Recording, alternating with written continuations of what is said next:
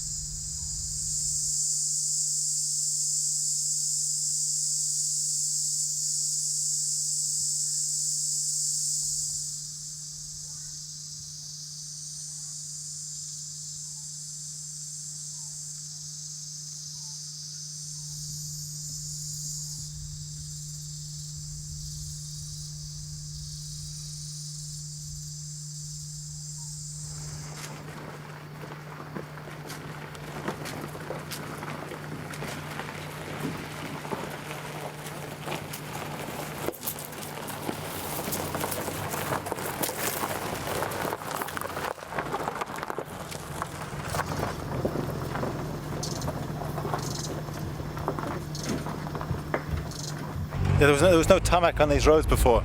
Before it was just sand and gravel. So my feet got very tough walking bare feet on these roads in the old days. So the monks nowadays, they don't know what tough is about. They've got it easy, not like me.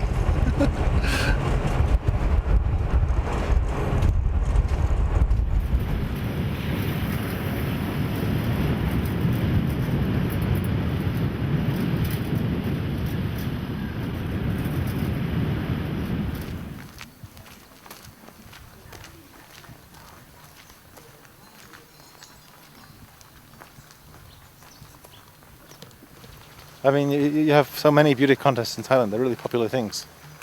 Like you have Miss Lamyai, you know, lamyai the fruit. When it's lamyai season, they have Miss Lamyai competition. And then when it's mango season, it's Miss Mango. And I guess Miss Garlic and whatever. And of course the usual regional things, Miss Pasang, Miss Lampoon and whatever. So yeah, beauty contests are really extremely popular in Thailand. What kind of rewards do they get? I don't know, I mean I don't follow this scene very much.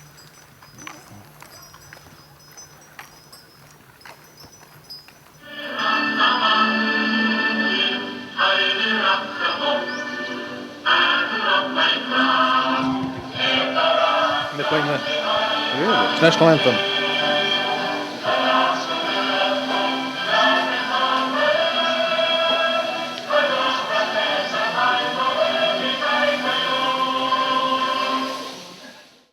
When I first came to Bangkok, I would hear this music being played every morning, and I thought it was like the advert for Ovaltine, because it sounded just like the way it used to be advertised in England.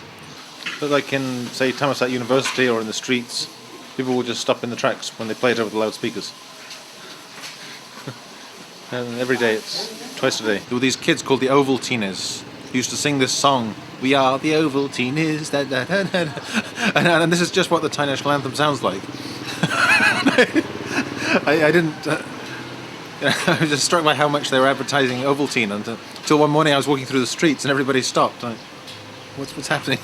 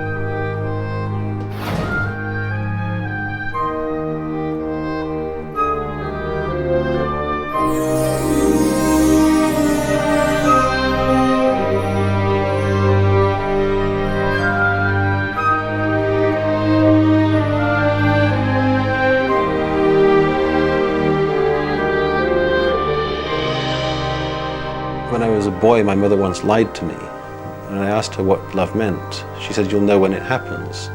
Well, in the 20 years since I've left home, I've experienced all kinds of states of lust, hate, delusion, and whatnot. But I have never had an experience that came with a very clear warning label saying, love, this is love.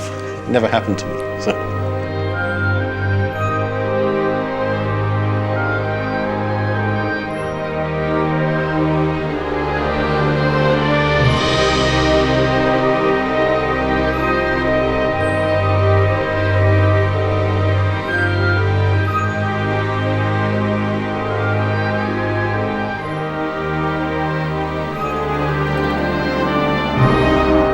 I was a Buddhist monk for a total of 16 years, and then I decided to disrobe and got married.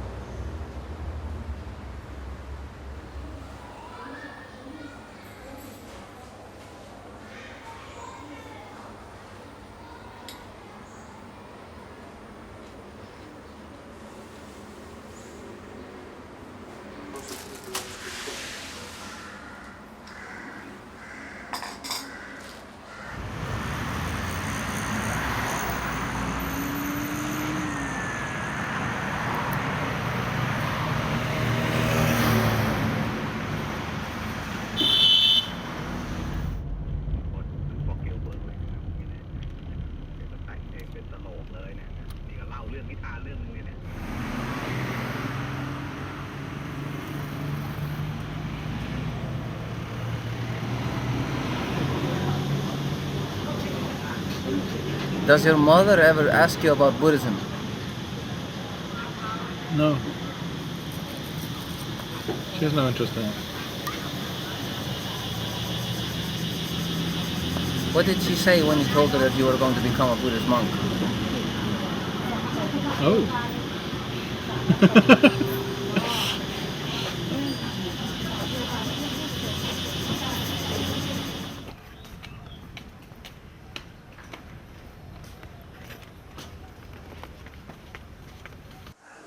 Yes, some people would say that this is just running away from life, but in fact it's not. It's a confrontation and a direct exploration of life, but by facing up to it. Whereas in fact what most people are ordinarily doing is just distracting themselves in one way or another, with sensuality and with seeking entertainment and sex and drinking and so on. But we're not doing that. We're living very simply and just directly looking at experience as it comes, without seeking to control conditions. And so I don't think this is escapism, it's quite the opposite really.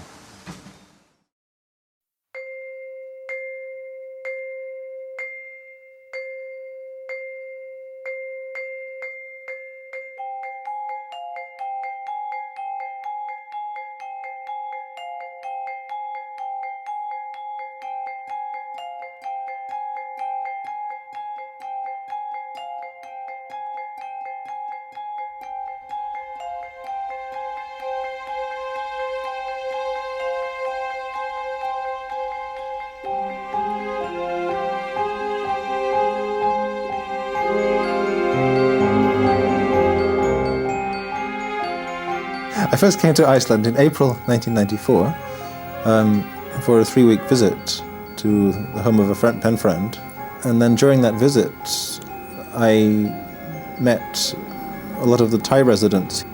The rumour went round among the Thai residents that there was a Buddhist monk visiting. So then many of them came over to see me. And some of them invited me to live on in Iceland, stay on here and maybe establish a temple. So I said, well, maybe. I like the country very much, especially the quietness and the clean air. But I'm not completely free yet. I'd only been a full monk 9 years, you see. So that meant I had to get permission from the authorities in Thailand. So I said, if they let me, then I'll come and live here. So I had to go back to Thailand first, and then I asked for permission to come and live in Iceland, to do missionary work here, teaching Buddhism, and working with the Thai community here. So they said, yeah, we'll be glad to get rid of you. So that's how I came here.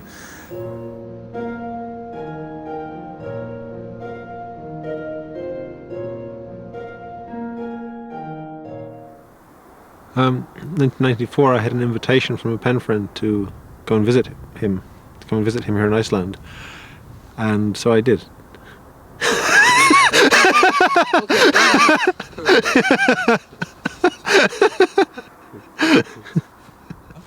En það aðeins nokkri mánuði síðan fyrsti Búdda munkurinn settist að á Íslandi. Við heimsóttum hann á kaldrananlegum vetrardegi og hann fræddi okkur lífið, trúna og auðvitað Búdda. There's 1,001 different reasons. I mean, some people take up Buddhist practice because, they've had some deep experience of suffering that has caused them to rethink their life. Some people get interested when they're in prison. Some people get interested after seeing a Bruce Lee film. When you walk the streets of Reykjavik, do you think people are looking at you? Do you feel like you're different? Nowadays, they're not looking at me very much because they've got used to me. And I think most people now know who I am. And they also know that I'm not a Hare Krishna. So they don't have to avoid me because I'm going to try and sell them a book or something. So you can walk the streets quietly? So yeah, I walk the streets quietly. I mean, a few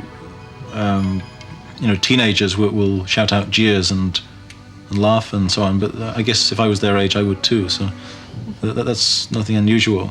But certainly I don't get anything here like the aggression that I get on the streets of England. Really? So I feel very safe here. Yeah. But you didn't find it at all difficult to decide to become celibate for your life? No, it's not difficult to become it. It's difficult to remain it, and to be, to be able to endure the sexual frustration which sometimes arises. Mm-hmm. That's certainly not easy. And in fact, the vast majority of monks who leave the monkhood do so because they want to get married. I mean, the reason it's not recommended is because generally your rebirth after you're dead will depend upon your state of mind at the time of death. Yeah? Your state of mind will generally be conditioned by what you've done in your life, how you've lived. That will condition your state of mind, and that will determine the sort of rebirth you get in the next life. Now, the problem with committing suicide is that people generally do it when they're feeling suicidal.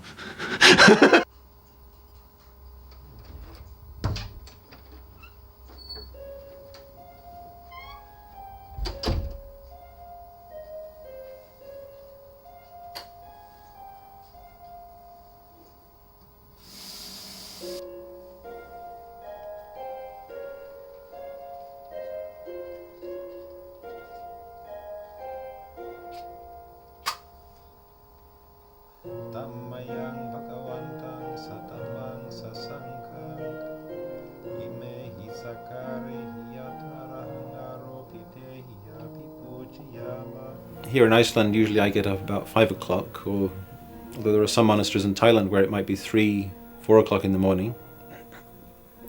And the day usually starts by taking a bath, and then there'll be some kind of morning service, beginning with chanting and followed by meditation.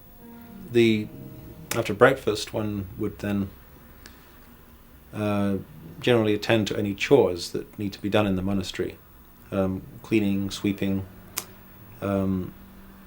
whatever. Trying to focus on you. All right. Haven't they done this already?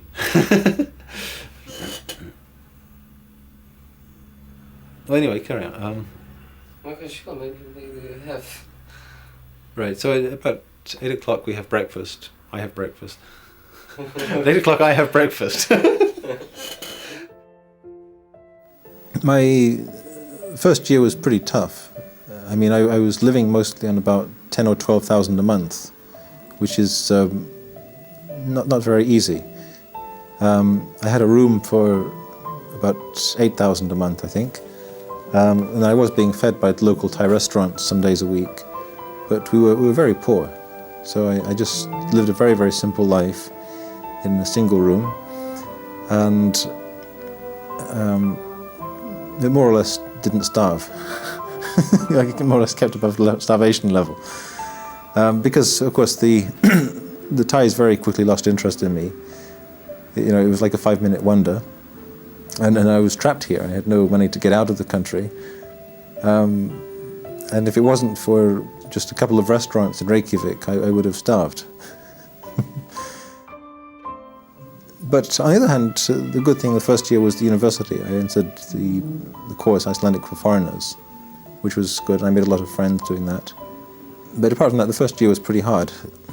But then we started Buddhist Félag.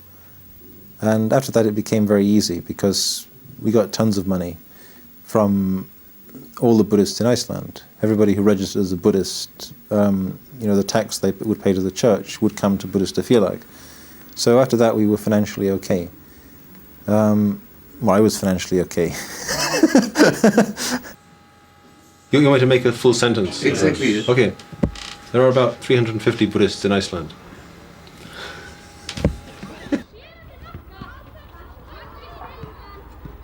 The third year was the disastrous year. That was the year of the temple project. The sister of the king of Thailand decided she wanted to build a temple, Buddhist temple in Iceland. But there was a lot of fighting among the Thai residents here about where the temple should be. And this became very unpleasant. And in the end, the Thai economy collapsed, and the whole project was postponed anyway, so it didn't really matter where the temple was going to be.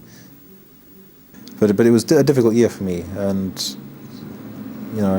people were spreading a lot of untrue stories, and writing letters to the authorities in Thailand complaining about me. But in one way, it was good. I learned who my friends were during this period among the Thais here.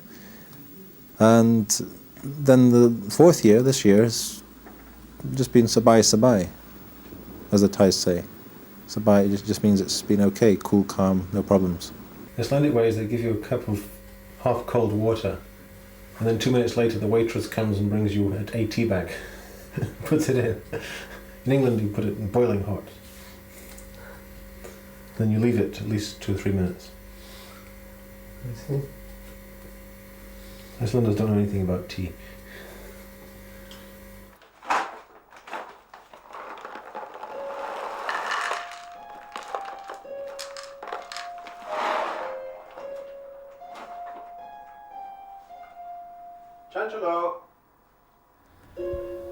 Yeah, well, in Thailand, nearly every Buddhist temple has cats, because the custom is that if you have a cat or a dog that has puppies, and you don't want the puppies or the kittens, then you give them to the Buddhist temple. You don't drown them like you might do in some other countries.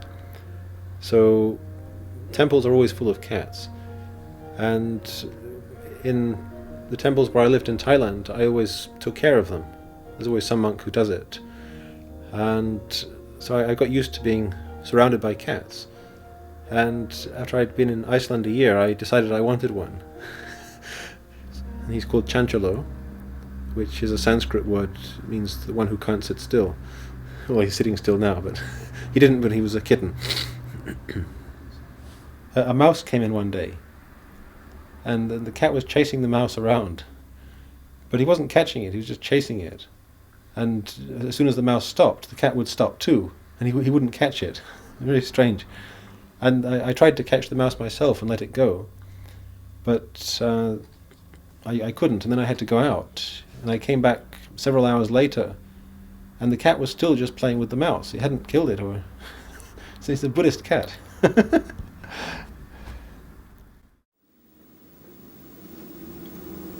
Something like this. So Robert, are you happy? I'm okay, yeah. So I mean generally in life, are you happy? In life?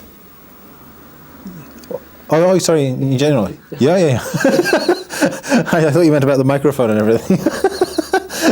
Is it still there? Yeah, it's still there.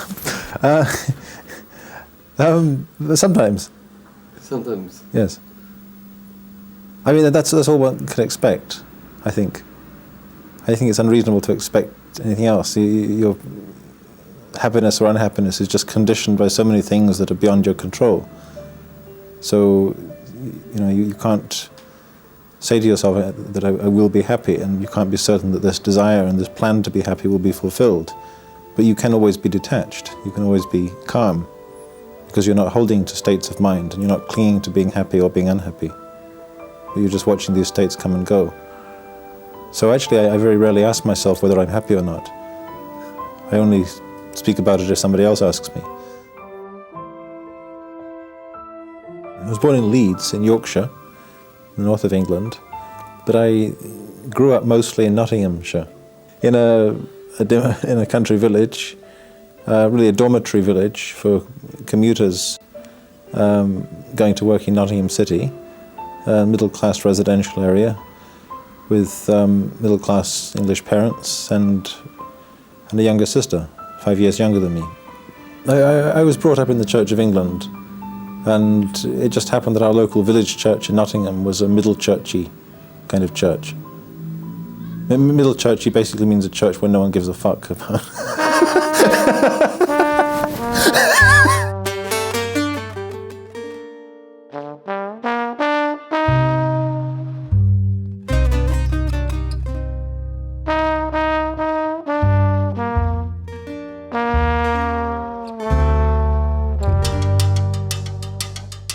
My parents were very unlike each other. My father came from a working class mining family, Yorkshire. His parents had both died when he was quite young, so he'd been brought up by various aunts and grandmas and other members of the extended family, and had quite a rough, ready Yorkshire way about him. My mother came from the completely different end of the social scale, from about 7 generations of Yorkshire society artists. So most of her ancestors were members of the Royal Art Academy, and it was a very high churchy, Anglo-Catholic, sort of rather snooty kind of Yorkshire aristocracy. So from the point of view of her family, she'd really married beneath herself. And she then spent the rest of her life trying to pull my father up to her level. Yeah? Sending him for elocution lessons and telling him not to drop his H's and sort of thing. My father started his working life in the Royal Air Force, where he was an electrical engineer. And then my mother, she was a hairdresser, right from leaving school until even to now. Even now she's still doing hairdressing. Yes, my mother and I are quite close, and I usually go and visit her every couple of years or so. And we write regularly, at least once a month. Well, I was something of a loner, so I enjoyed walking in the woods by myself and fighting imaginary enemies and killing insects and all the usual innocuous things that boys do. I also read a lot. I was a bookworm from about the age of 6 or so. I wasn't much into sports. It was a complete basket case at football, cricket and everything else, but I enjoyed chess. Yes, at school the subject I most enjoyed was creative writing. I mean, I was always somewhat over-imaginative, so it was good to express this somehow. It was a way of not going crazy, or putting your craziness on paper.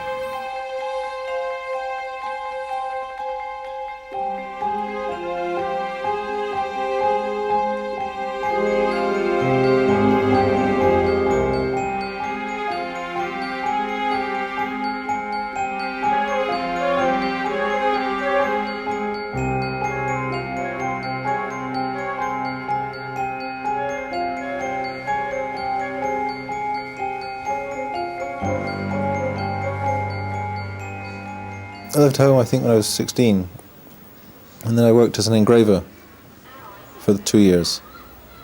During that time, in between, from the time when I left home until the time I became a monk, I was an engraver, an apprentice engraver. And then, as a monk, of course, I didn't need to, you're a mendicant, you just receive what people offer to you, so you don't actually need to earn a living. I became interested in Buddhism about the age of 14. And when I was 18, I decided to become a monk. It just seemed to be the next thing to do. It was just the next step on a sort of cumulative path of progression that had just happened. As a result of, first of all, reading a book about Buddhism when I was 14, then later on meeting various monks and other Buddhist teachers who had impressed me very much. Initially, I thought that I would just enter a monastery for a period of 3 months, which is very common in the Southeast Asian Buddhist countries like Thailand and Burma, that you just spend part of your life in a monastery undergoing training to provide you with some basic ethical and spiritual education. But that 3 months has now lasted somewhat longer. It's lasted 15 years. It simply never occurred to me to stop being a monk. It's very hard to say, to get you to understand maybe, but when I first went in, it definitely was just going to be 3 months. And I went to live with a monk down on the Isle of Wight in the south of England. But out of every so many monks who do this, intending it to be temporary, there will be a certain number who find that they come to adopt a much more serious attitude. Although I can't really point to any particular incident or event during this period that made this decision, but it just seemed to be the next thing to do after this 3 months. So I ended up staying on with this teacher for about 2 years altogether as we call a novice monk, Samanera. And then when I was 20 years old, my teacher recommended me to go and train further in Thailand. There's a lady who paid one of the laywomen who visited our monastery sometimes. When she heard I wanted to go, she offered to pay half the fare. And the other half came from some old bank account I had, which I'd forgotten about. My godfather had died many years before and left some money in the will, but it had been put into some trust. and everybody forgot about it. And when I was just searching for my birth certificate, I found these papers and discovered I had all this money. So that's how I got to Thailand.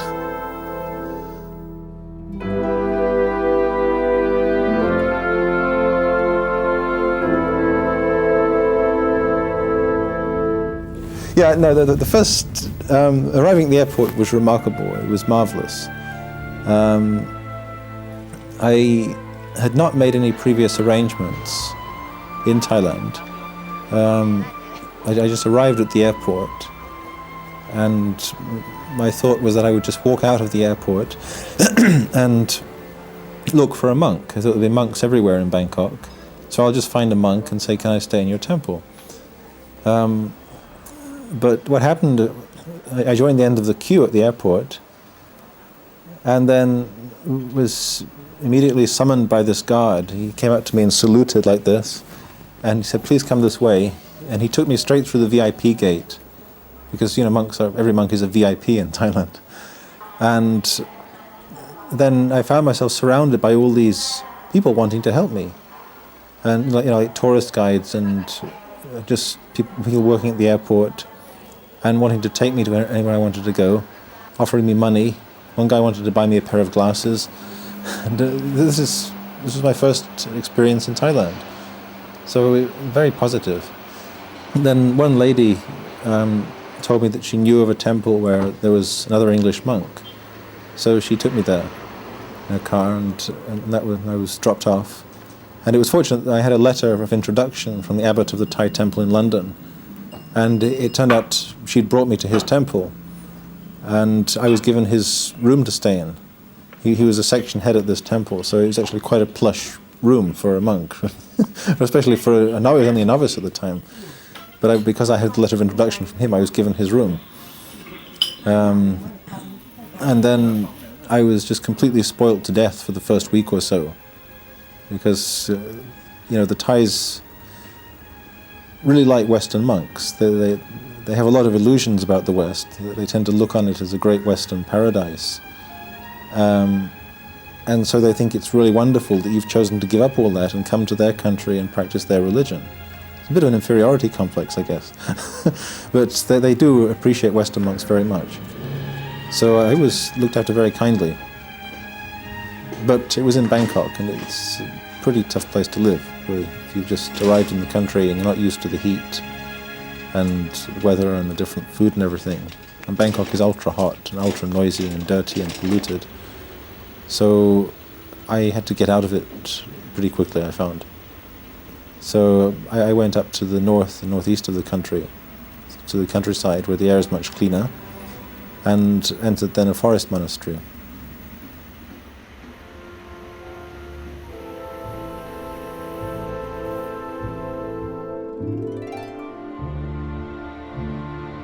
I thought that I'd probably be there for some years. It is usual, the custom in Thailand is that when you take higher ordination, you're supposed to live with your teacher for at least 5 years. So I knew I'd be there at least that long. But I had no definite plans of what would happen after that. My first forest monastery was in Udon Thani in northeastern Thailand. During the Vietnam War, it was a place where the Americans had one of their largest air bases, and they would take off every day with these B-52 bombers and go off to Vietnam dropping bombs on jungles, hoping that someone was standing under one of the trees. And apart from that, Udon Thani is also famous for sugar, rice, and forest monasteries. So that's where I started. Then later I moved to the more temperate regions of Chiang Mai and Lamphun, which is in the far north of the country.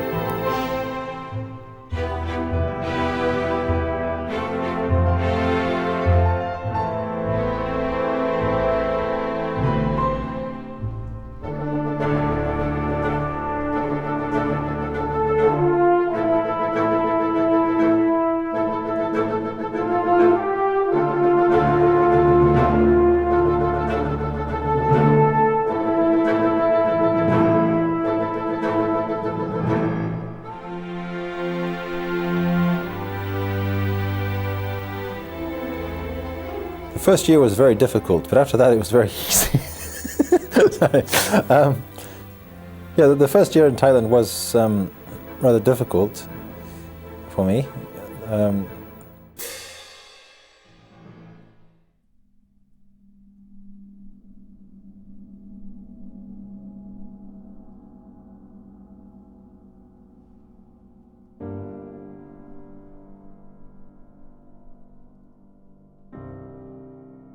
There was, of course, tremendous culture shock. Thailand's a very, very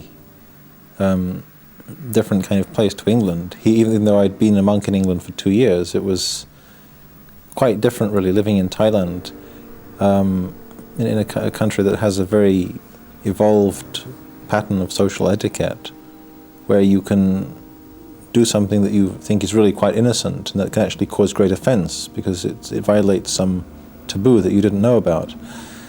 So learning the culture and learning the language really took me quite a while, at least 2 years before I could really be at home in the place. But after that, things went very smooth. ลำบากไหมครับสื่อสาร มันยากมากมาครั้งแรก แบบเนี้ยกะ แต่ สองคนเนี่ยกะ ที่นี่ต้องเรียนใหม่เพราะว่า I mean, in all the monasteries I lived, I was very popular, which was a kind of new experience for me. I'd never experienced popularity in my life before. I'd always been the unpopular person in the class, or at least a loner, someone who stood apart. But then in Thai monasteries, I found that people really liked me, and I was treated very kindly. This in itself brought about quite a big change. I began to think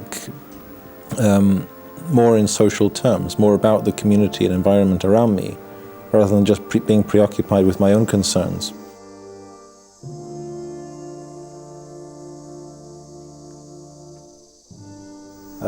I had a cave, and I was living near a village of some Karen Hill tribe people. But I had to leave there because the government made a dam which cut off my water supply. Well, it affects different monks in different ways. A lot of monks, for example, are always dreaming about their old girlfriends. I wasn't. I was dreaming about my old bookcases. Well, I dreamt about girlfriends sometimes, but mostly I was missing my books.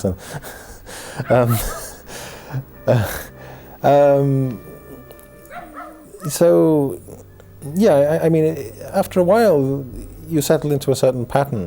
So it doesn't seem that your life involves much in the way of privation. It may seem the discipline is very severe at first, but after a while you settle into this pattern of living. So it doesn't seem severe anymore. I lived for the first 6 years mostly in forest monasteries, where I was lucky to have a very fine teacher. And the monastery where I lived for most of the time was one that had only been very recently started by a young Thai monk, a young Thai teacher, monk, who was a very gifted meditation teacher, but one whom very few people knew about. So that meant you didn't have the problem that you did with the great gurus, who have massive followings. And in fact, when I first went to live with him, there were only 4 of us in the monastery. I think now there's about 30 or so. But when I went there was just 4 of us. No electricity, no water, nothing. It was a very, very simple life. But he was a wonderful guy to be with. So that was a most pleasant time. The poem I'd like to read now is called Light Breaks When No Sun Shines. No, it isn't. I'm on the wrong page. Cut that bit out.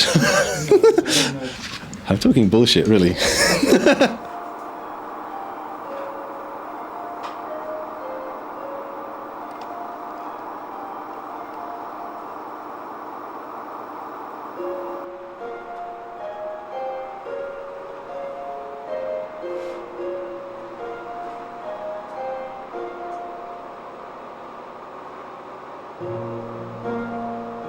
To a large extent, I find myself acting as an intermediary and as a translator between Thais and Icelanders, and especially between Thais and Icelandic authorities, things like government departments, which would be quite a very bizarre thing for a monk to be involved in any Asian country.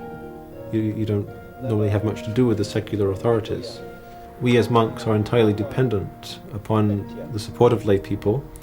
We don't, for example, get paid any kind of salary for being monks.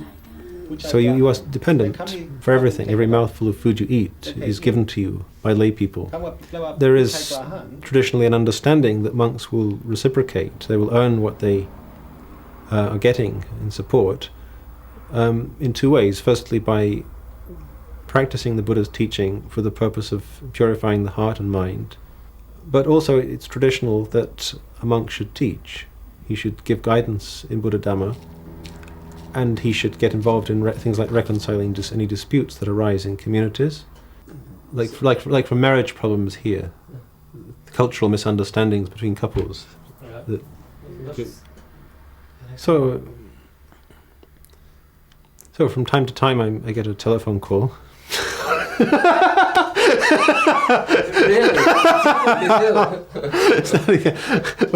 when the phone's plugged in. So, for example, with the Thai Icelandic marriages, most of them have been pretty good, I think, but sometimes things go wrong, and very often this is due to a mutual lack of cultural understanding. Thai etiquette has a whole load of principles that you just don't find in any Western culture. Things like a value being assigned to each part of the body. So like the head has a very high value, and say anywhere from the knee downwards, and especially the feet, are considered rather low and dirty.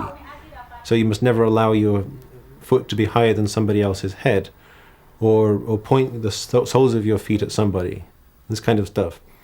So an Icelandic husband might accidentally be continually offending his wife, and without knowing it, and she's being polite and not saying anything, but getting very angry, and then maybe one day she goes crazy and starts throwing plates against the wall or something. So I get called out sometimes to deal with problems like this.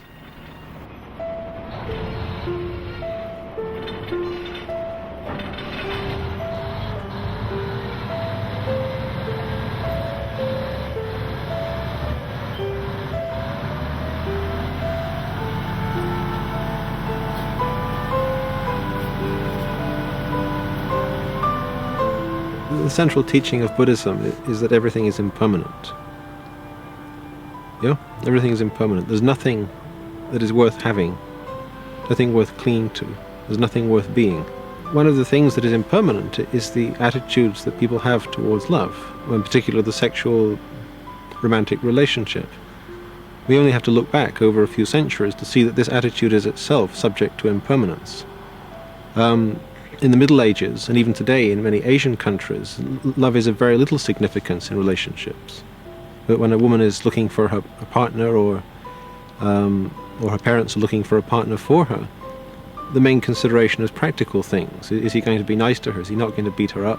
Is he going to have enough money to support her? Does he refrain from drinking and other dissolute habits?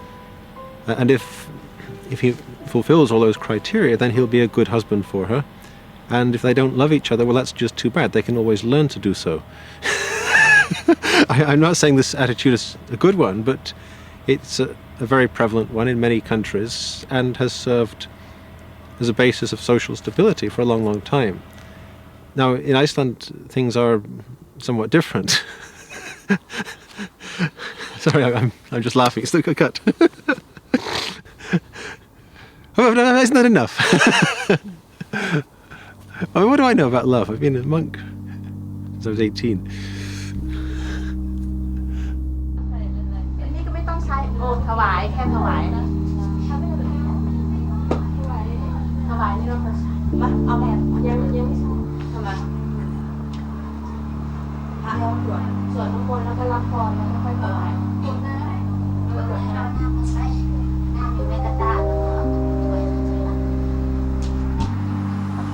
I had been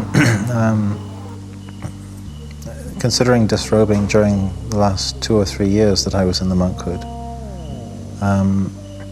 And the movement in that direction became stronger and stronger until it became, till it reached a kind of crisis point. The crisis consisted in a conviction that I'd really made a big mistake in entering the monkhood at such an early age, and that I'd better do something about it before I get too old to be able to adapt to any other sort of life. At the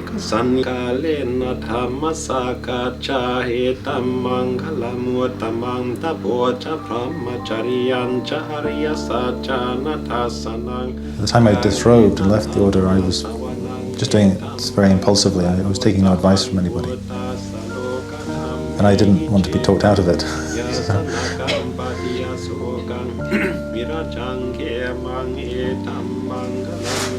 So I talked to nobody.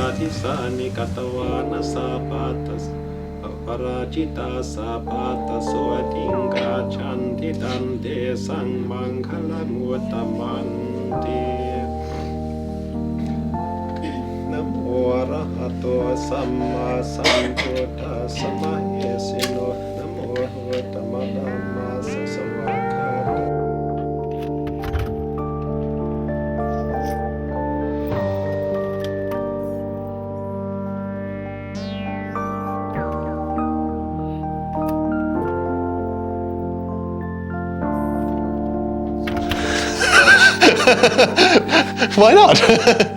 You go to Mallorca or Ibiza, you go to Kazakhstan. So in December 1999, I decided to go on a trip to Karaganda in Kazakhstan. I wanted to go to this country for a long time because it's well, it exists. Sorry, I'll start again.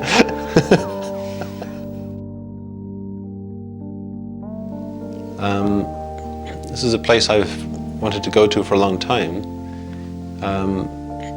partly because of the beautiful scenery around the border area with China, mountainous scenery there, but mainly because of this being the center of the Russian space program.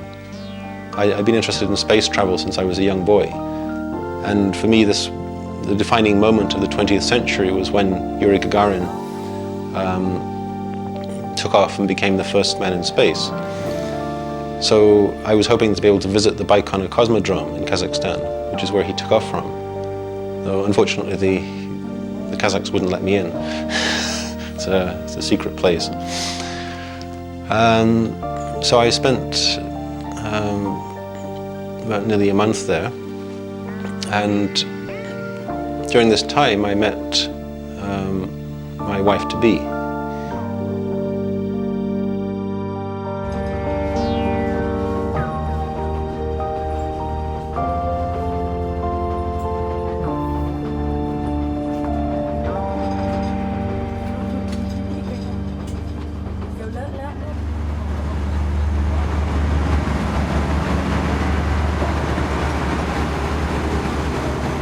Yes, so I met this woman who I was very fond of, and since this trip to Kazakhstan just seemed like a once-in-a-lifetime event, I realized the only way I was going to be able to see her again was to bring her over to Iceland. I knew that it was something of a risk, because the only way to bring her to Iceland was to marry her. But I thought I would take the risk.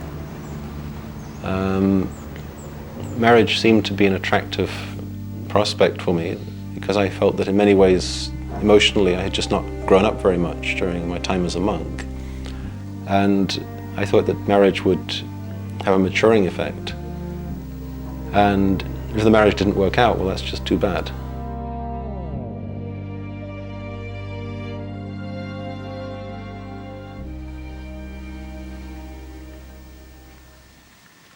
I was a Buddhist monk for a total of 16 years, and then I decided to disrobe and got married. Unfortunately, the marriage wasn't a total success, and lasted only for about 5 months. So I'm currently separated and waiting for divorce. that was very direct.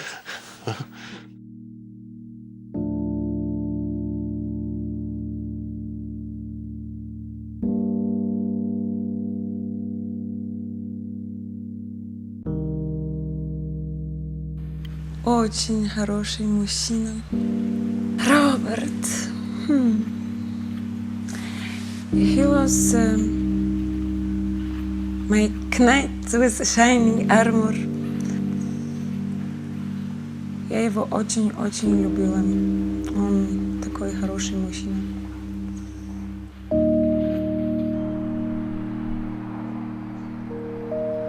He thinks different about love than I. For me, it's more action. Very different than other men that I had in my life. Patient, very patient. A little bit too much. No, I think I was very childish, and he was very much like a man with very good manner. Well, yeah, because me, I'm a Russian girl with a lot of, how to say, energy, very spontaneous. And you know, when I met him, he was kind of slow, thinking before he make all these small little steps. So I want to move him a little bit and shake him much more, to be more like, yeah, like me. I don't know. It's so long time ago. He sometimes come in my dream. I dream about him. And you know, he still calls me. He always remembers my birthday. He calls me for my birthday. I think he's calling me because he wanna be remembered like you and me. I think the real problem, the main problem was that he was still very deep inside of himself a monk. They don't have any responsibility. The life is so simple and different than our life. So quiet. But well, I don't hate him because he was so nice and he never did anything wrong to me, you know. I am too much like, you know, let's go there and talk, and this kind of people I was imagining they need some time for themselves, you know. Do you like to be alone? But I am, you know, like all the Russian people with a lot of revolution inside, ready to fight for even a cup of tea or something for nothing. Maybe sometimes it's too much. Actually, he never pissed me off, really. Maybe he was too nice for me. So I will always remember him as my orange Buddha man.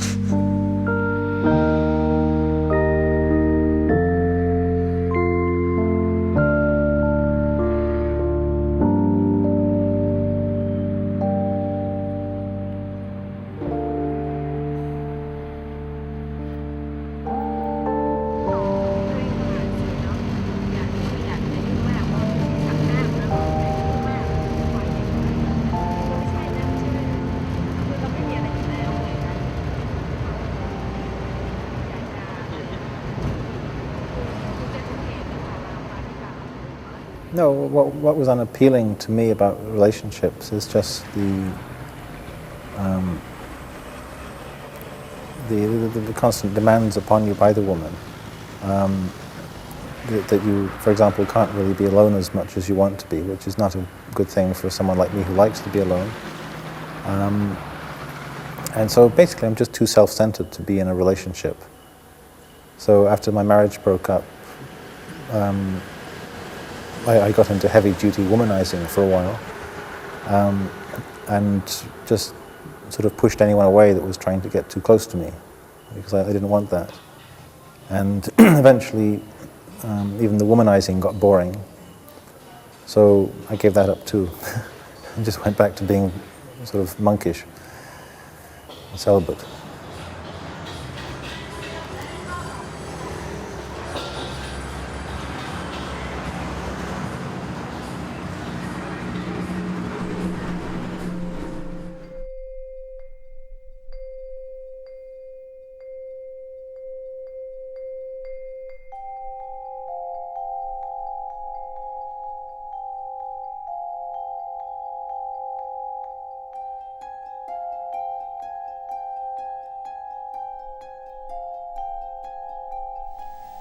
in many respects, as a monk, I had not really grown up, and that being married and being involved in family life would be helpful as a kind of maturing process.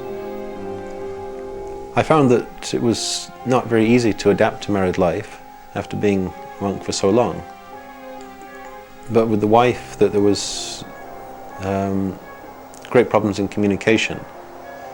It was partly linguistic, because I speak hardly any Russian, and she had only begun learning English about a year before. And partly cultural. I mean, she's a Russian lady, and they do have somewhat different habits than we do. And it was partly simply that we had very different expectations.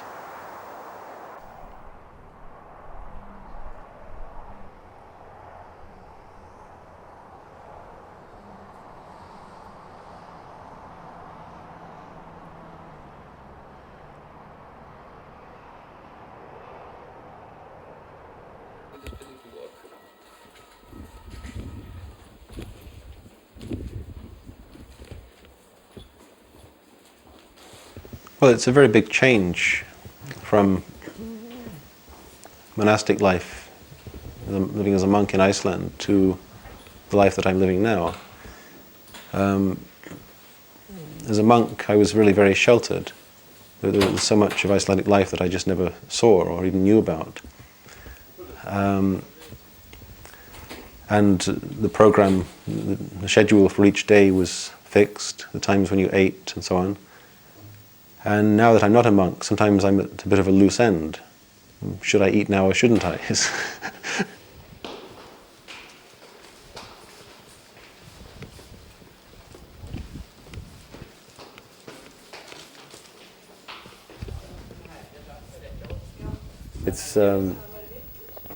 life faces you with all kinds of choices, and in a sense the monk's life is easier, because life is easier when you don't have to think very much. Or at least when your thinking is circumscribed within certain very narrow channels. You see, most of the differences are just obvious things. I mean, I've got to earn my living now. I don't need to tell people this. On the other hand, in one sense, my present life is much easier, in that I'm just an anonymous face in the street. That's quite comfortable. As a monk, you're never anonymous. Everybody knows who you are. You're recognizable, and people are approaching you all the time. Whereas now, if I walk down the street, a person who doesn't know me is not going to approach me for any reason at all. And I rather like that. I enjoy just being obscure, just being a nobody.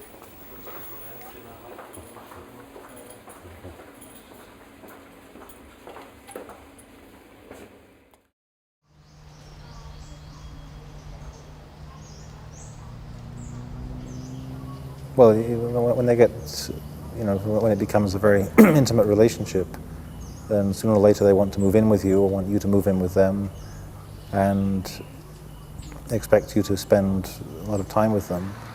So, I mean, a girlfriend who only wants to see you once a fortnight, that would be okay. but when you've got to be with them all the time, and you have your own projects and stuff, and they mean more to you than sex and intimacy and all that, then clearly you're not really the sort of person who should be let loose on women. You basically should just give that sort of stuff up, otherwise you're just going to be hurting people.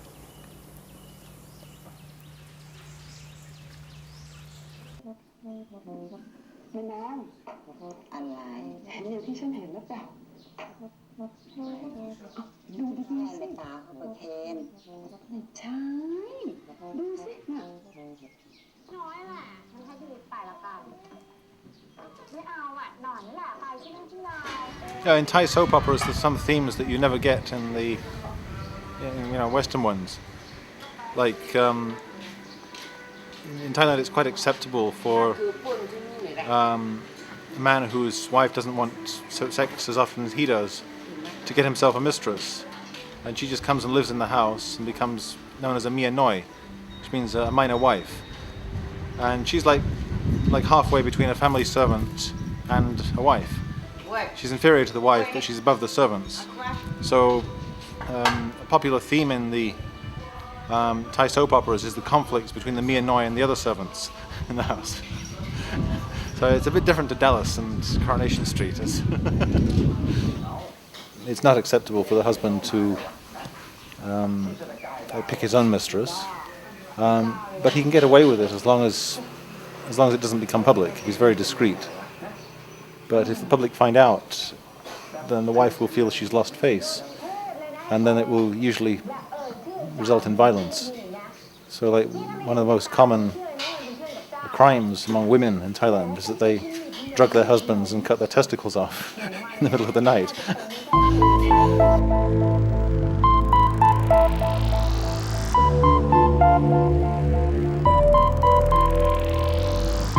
Walking in the street at night and you can't have Right, now sex.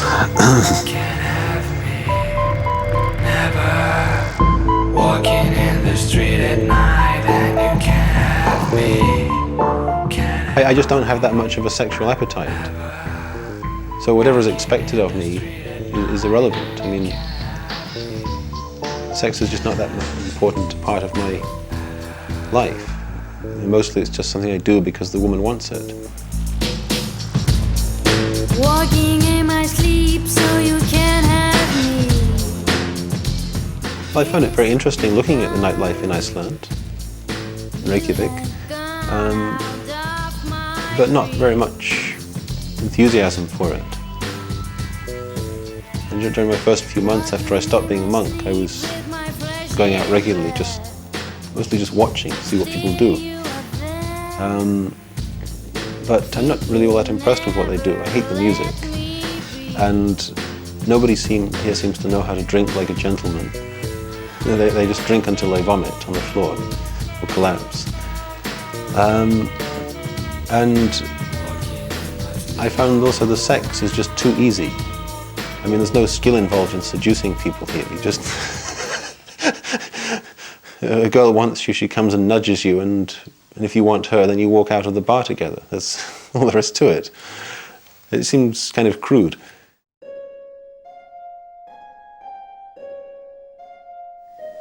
Yeah, two disadvantages of not being a monk anymore are that I have to wear trousers, which are really not at all comfortable compared with the skirts that you wear as a monk. I have to remember always to pull up my zip. And the other thing is not having hair. Oh shit, I'm gonna having right.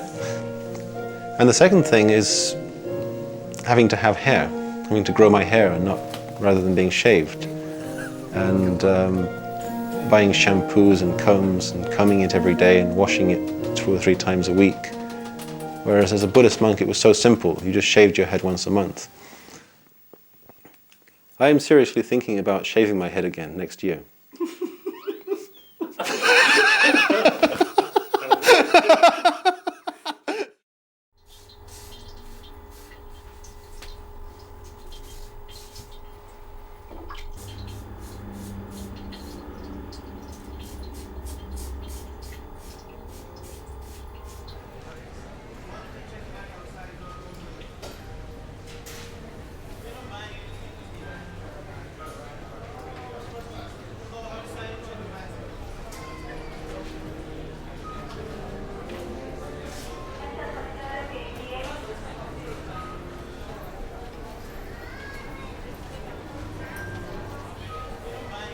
No, it wasn't a swing of moods that I went through. It was just a swing of thoughts, a change of priorities, of assessment of what's important and what isn't.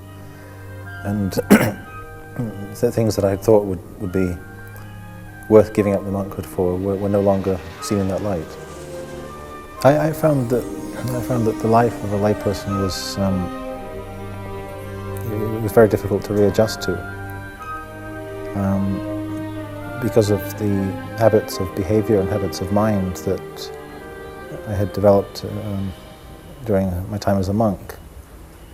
In particular, it was very difficult to compete because I really didn't have much of a competitive spirit. I'd like to get into to struggle for the money that people owed me when I was doing translation work for them, and various things like that. So I didn't really fit in very well into ordinary life. I had no idea beforehand whether I would or not, but I thought there was at least a possibility. But as it was, I got to feel more and more alienated as time went by.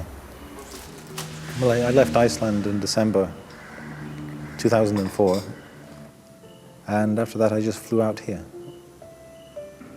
I had in my mind a picture of the ideal monastery that I was going to look for,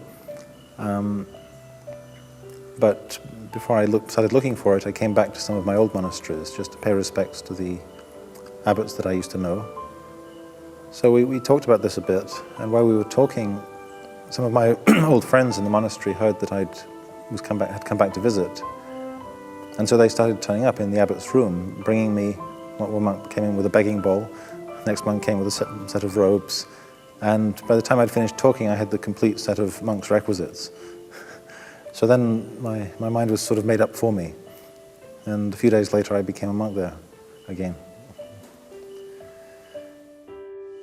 I mean, I wore it 16 years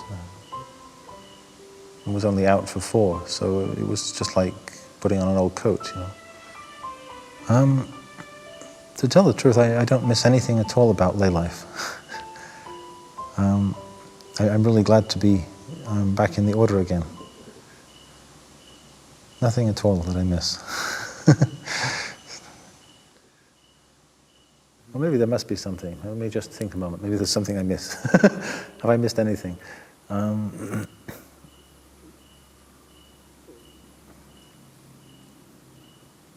not really. Sorry. I can't think of anything that tempts me, but...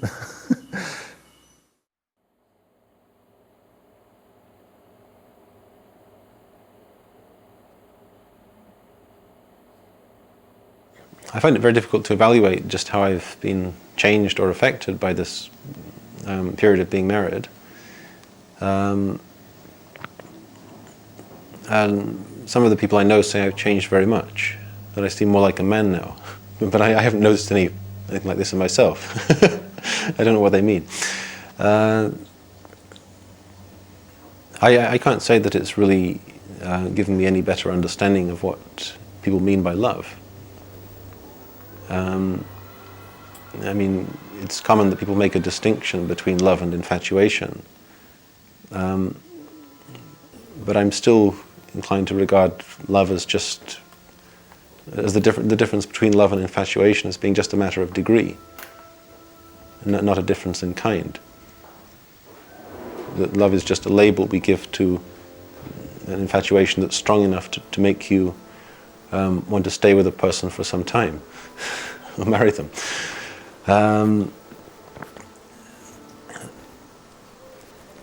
I'm still rather inclined to think that love, whatever it is something that people overrate. They make too much of an emotional overinvestment in it. But I may be wrong. Go on to something else now. I'm not good on this subject. Ask me about Buddhist logic or something.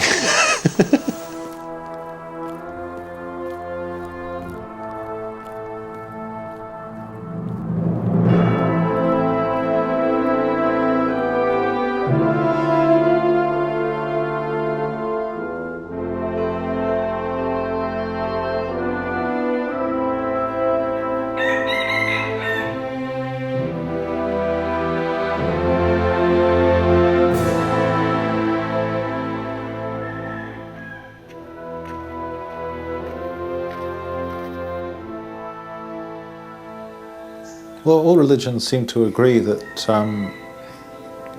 the world is a vale of tears, that things as they are not completely ideal, it could be better, but then they disagree as to precisely what is the cause of the unsatisfactory nature of things. And where Buddhism differs from the diagnoses of other religions, there is, according to Buddhism, no thing that is permanent anywhere.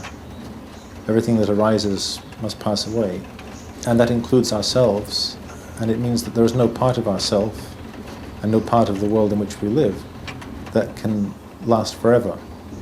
So the anatta teaching rejects both the idea of an eternal soul and it rejects the idea of an eternal God. And indeed it says that these ideas of an eternal soul, the idea that there's part of you that will last forever, and the idea of a God that can, that has the power to save you because he's infinitely powerful and because he lives forever, are among the things that are obstructive to freedom from suffering, which is what Buddhism is concerned with.